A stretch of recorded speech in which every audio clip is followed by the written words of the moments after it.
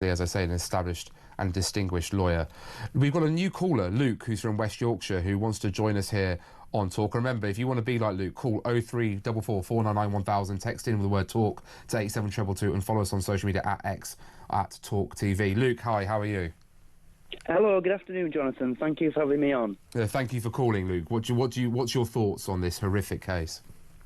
Okay, well, so I've been watching a lot of the coverage and the reaction from members of the public figures, everybody. And I think if anything comes from this whole horrific situation, it has to ignite a conversation about the way in which we punish people who do this kind of thing, because it's just not good enough. It needs to change, you know.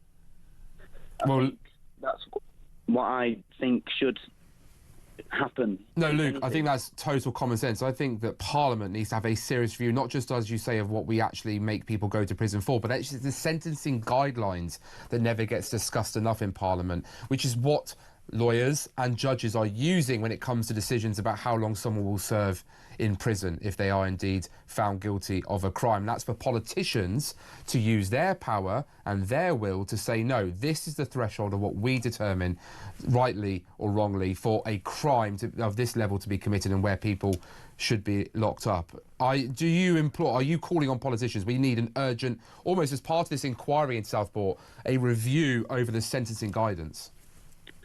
I'm calling on anybody who has even the slightest bit of influence in this particular field, who can get the ball rolling to cause change in this kind of thing.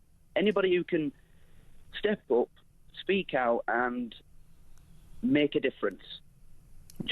Somebody has to be that first person to stand up and say, this isn't good enough. We're not punishing people who commit mass murder in the correct way. Luke, thank you so much for your call. New caller, Luke from West Yorkshire, with a ton of common sense on the home of common sense here at Talk with me, Jonathan Gullis. We'll see you shortly after the break.